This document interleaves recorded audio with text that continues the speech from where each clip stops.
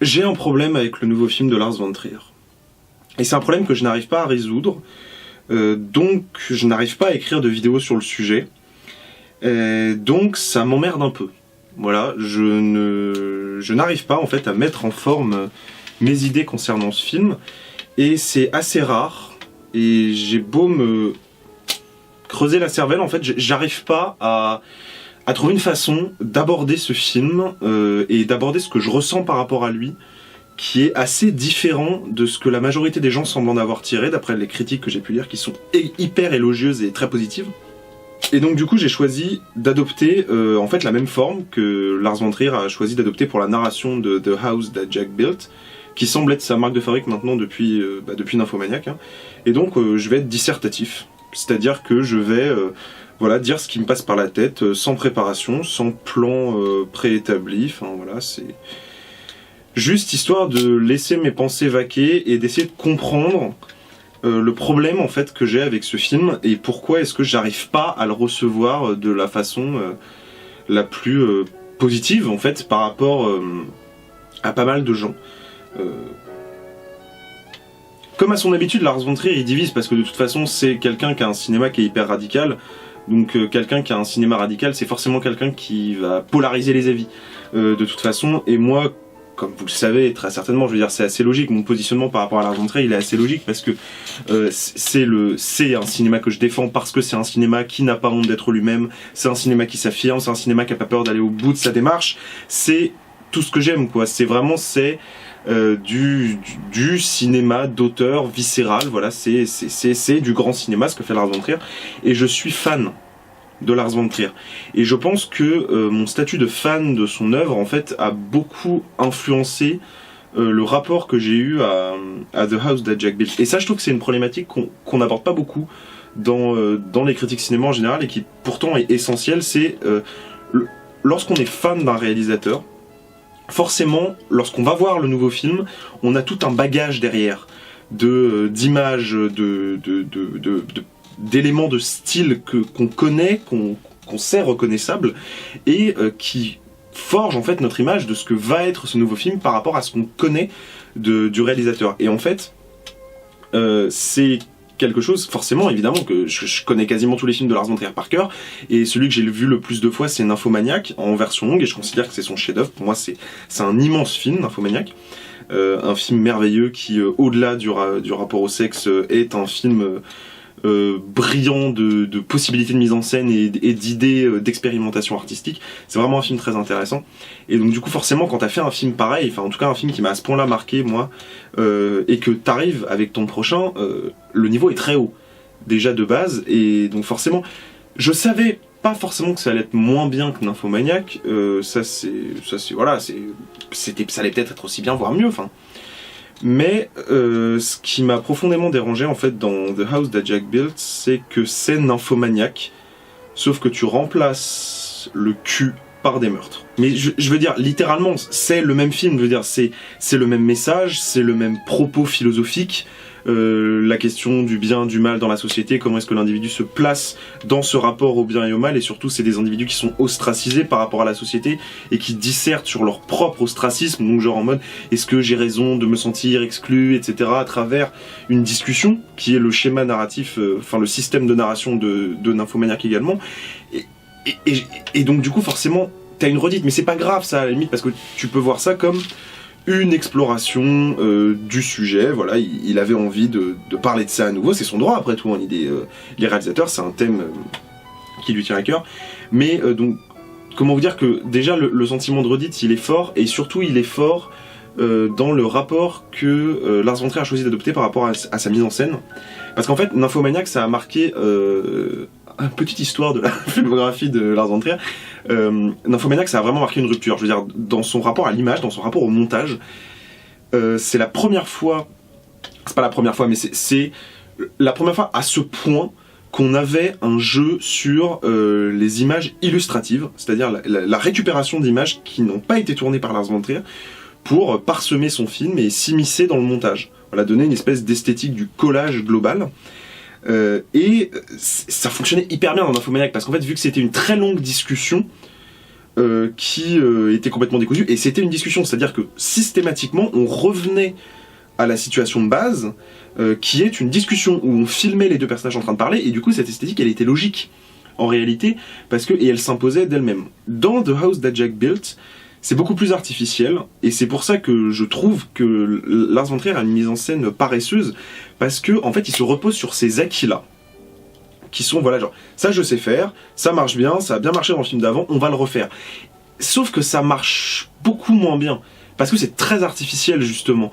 Là où, déjà, Nymphomaniac est un film beaucoup plus long que The House That Jack Built, et c'est un film qui, pour moi, a l'intelligence de la longueur. C'est-à-dire que il est long, mais il prend son temps exprès.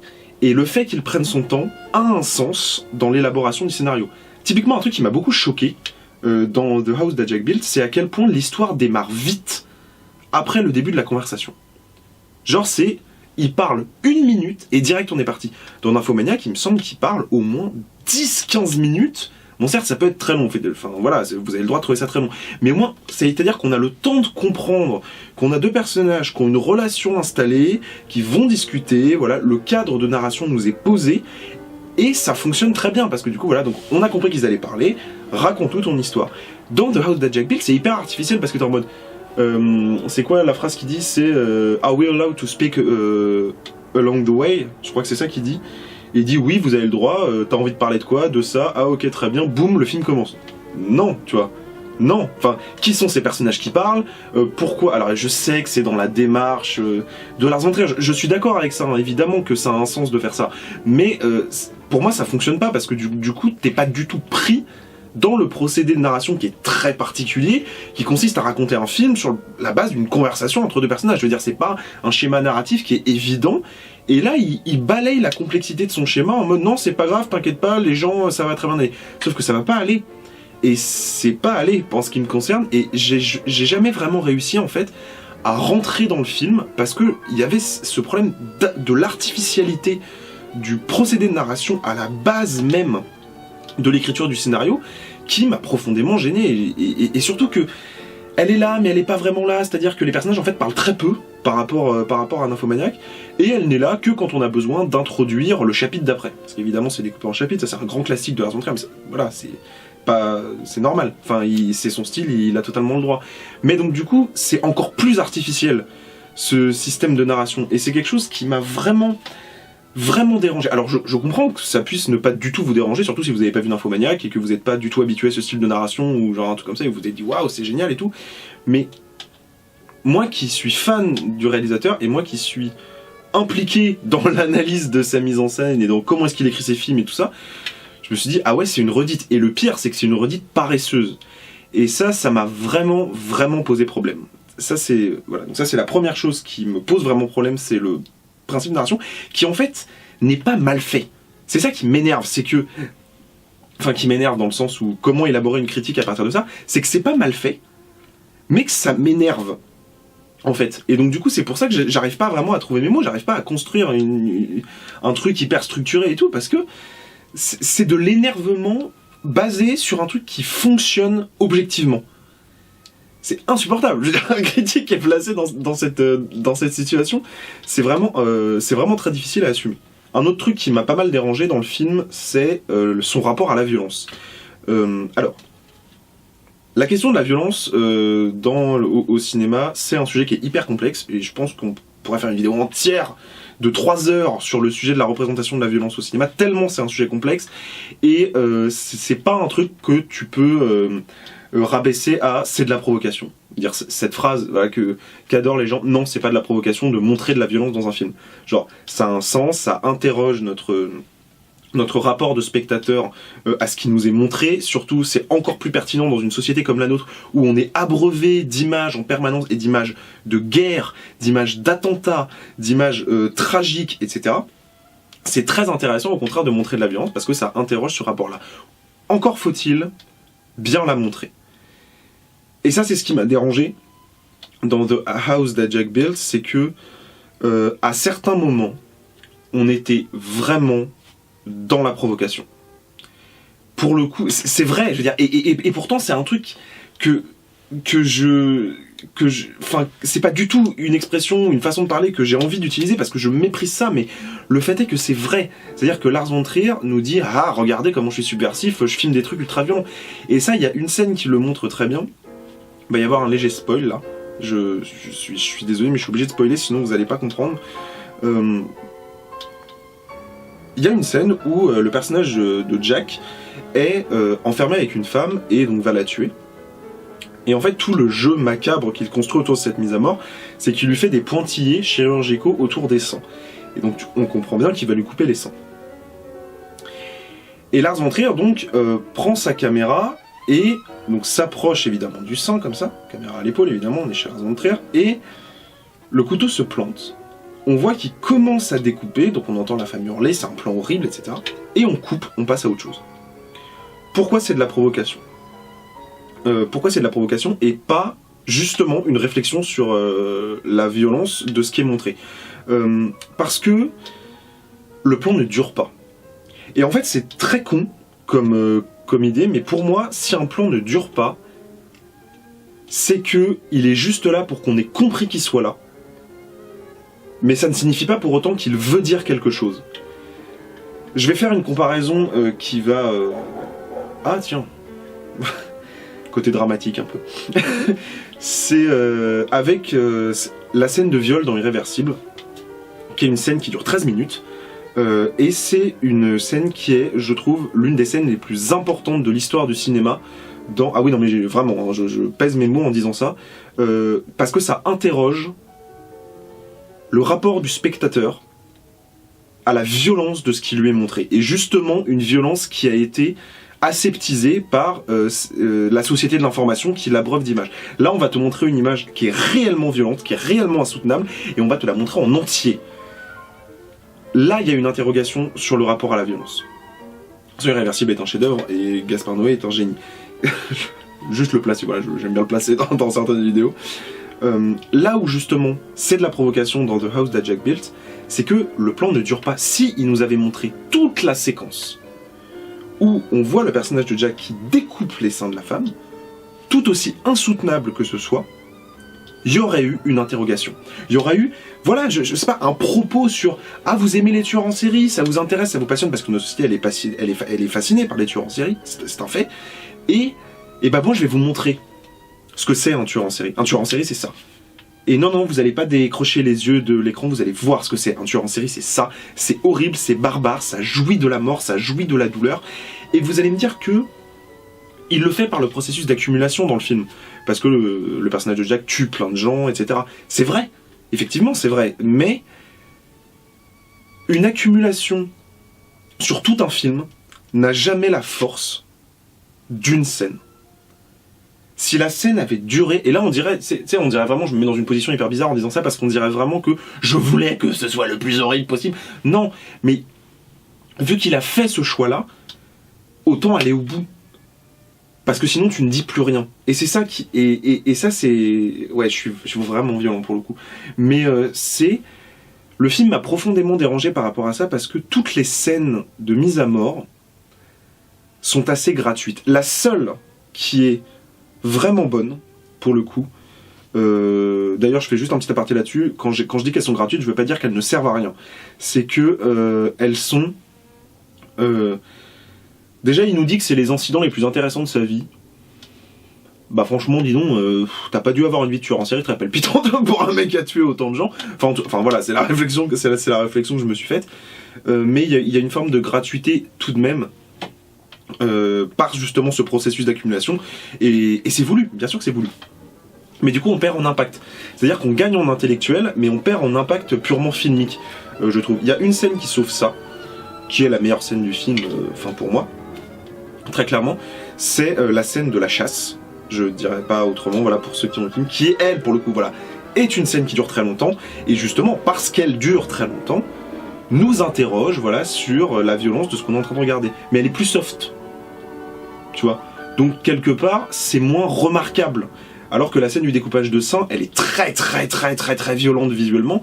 Je parle du point de vue purement physique et graphique de ce qui nous est montré, pas de la violence psychologique, ça c'est encore un autre sujet. Donc voilà, ça c'est quelque chose typiquement qui m'a dérangé. Et il y a aussi un truc qui m'a dérangé et attristé en même temps. Enfin, j'étais dans un état d'esprit un peu bizarre. C'est que quand je dis qu'il est paresseux, en fait, ça m'inquiète. C'est-à-dire que c'est pas une critique en mode oh il est paresseux, moi Dex, tu sais je suis là, Lars von Trier paresseux. Non pas du tout. Je suis vraiment inquiet parce que Lars von Trier n'a jamais été paresseux dans sa mise en scène.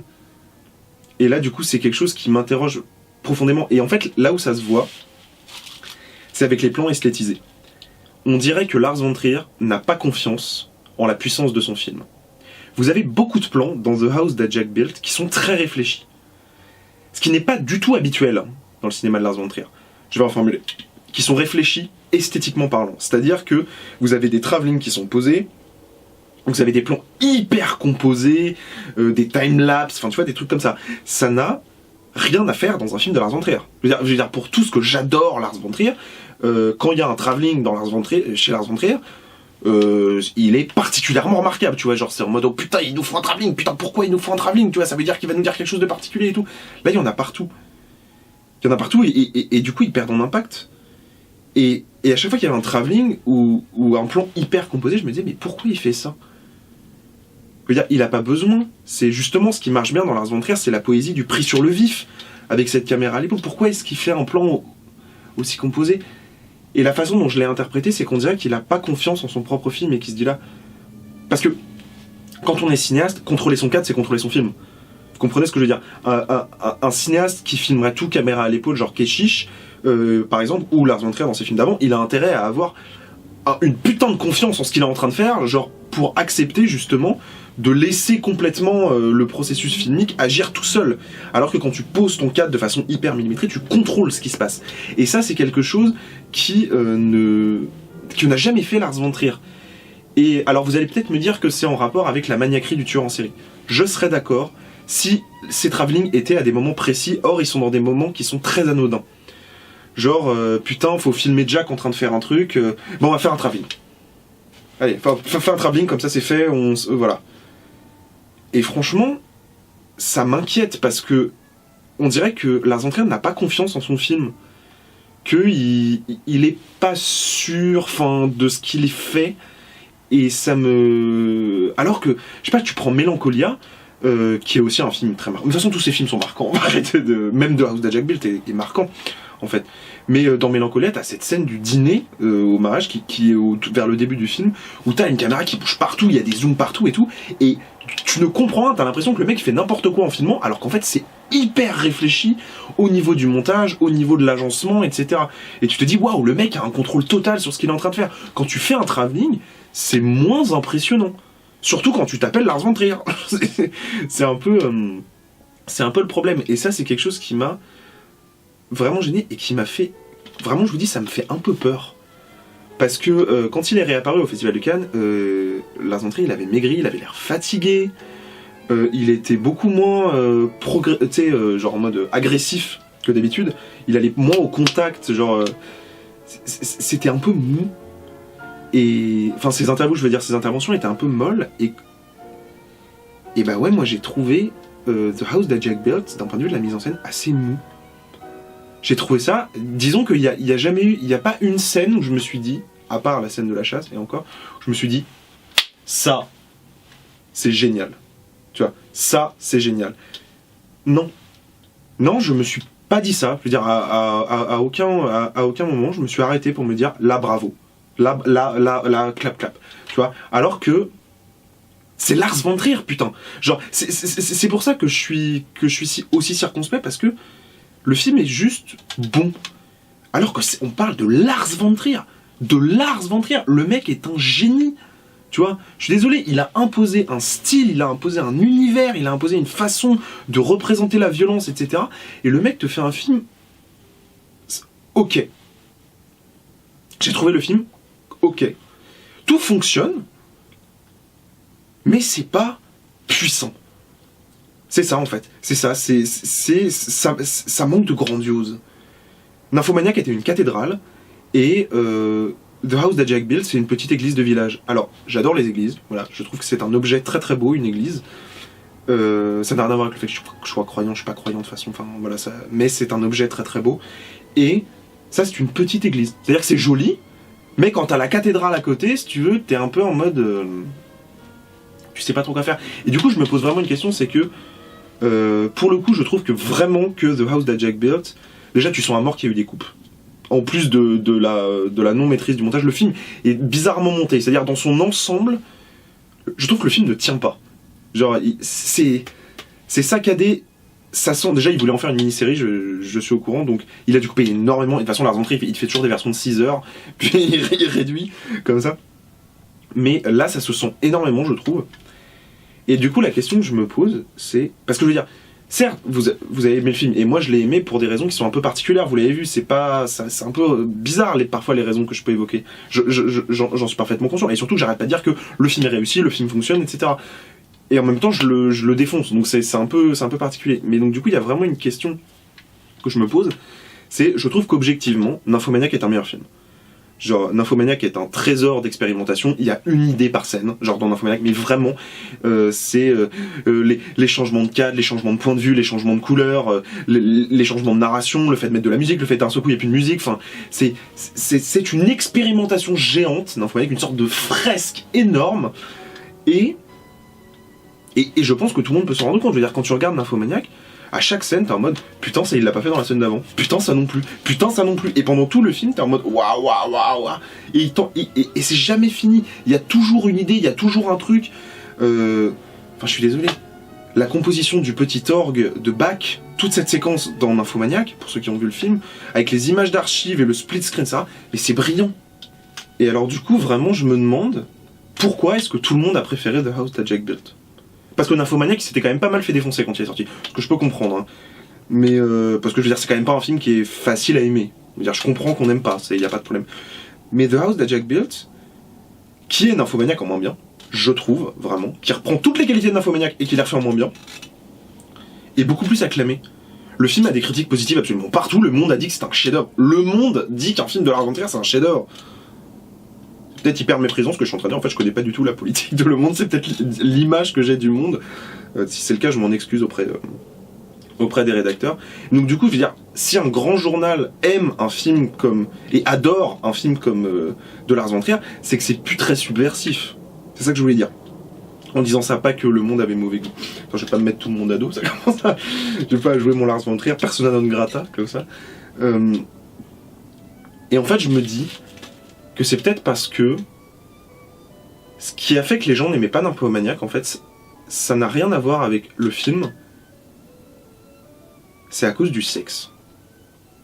Je pense, c'est une théorie très personnelle et un tout petit peu conspirationniste, non, elle est pas conspirationniste, mais enfin voilà, c'est un raisonnement que j'ai, vous n'êtes pas obligé d'être d'accord avec moi.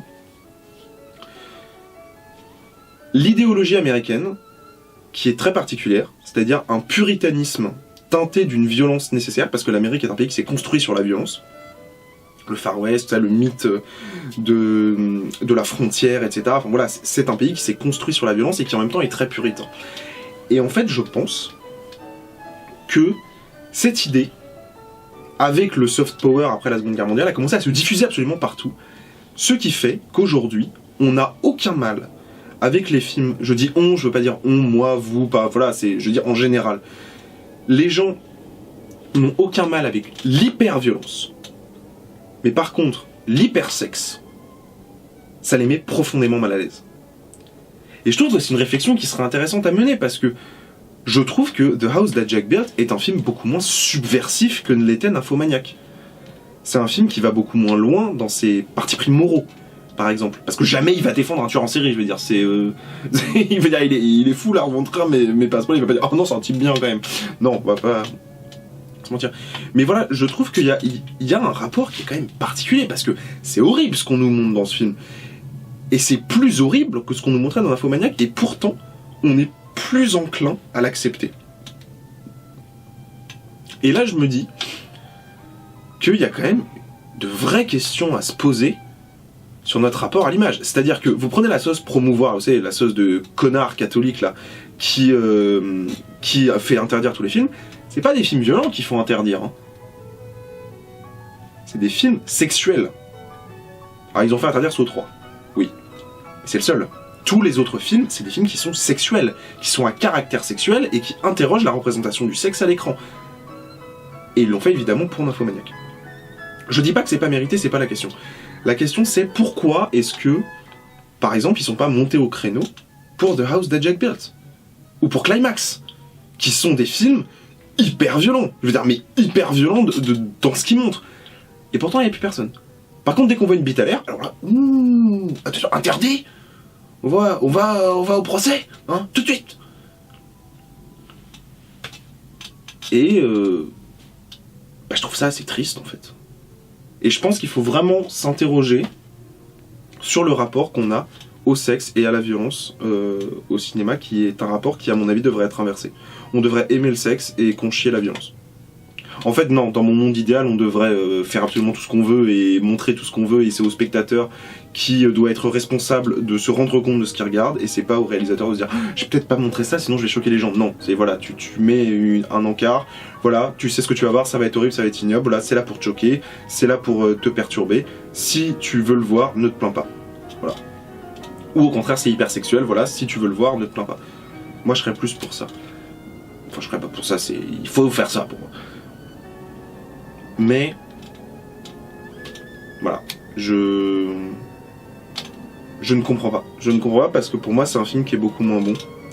Et je trouve ça dommage que Lars von Trier se soit essoufflé, j'ai l'impression. Ce film ressemble à une sorte de testament. À demi avoué.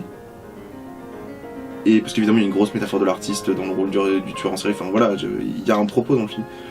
Mais ça m'inquiète un peu. Voilà, sur le devenir de cinéaste, de ce qu'il va faire, sachant qu'il n'a pas annoncé de nouveau long métrage encore. Voilà, je suis un peu perplexe sur la suite. Voilà, donc c'était un avis un peu particulier. Peut-être que vous êtes déçus, j'en suis désolé. Et voilà, c'était ce que je pensais de The House That Jack Built de Lars von Trier. Question compliquée. Voilà, j'ai essayé de donner mon avis en étant très long, j'en suis désolé, en n'étant pas très structuré, en partant un peu dans tous les sens.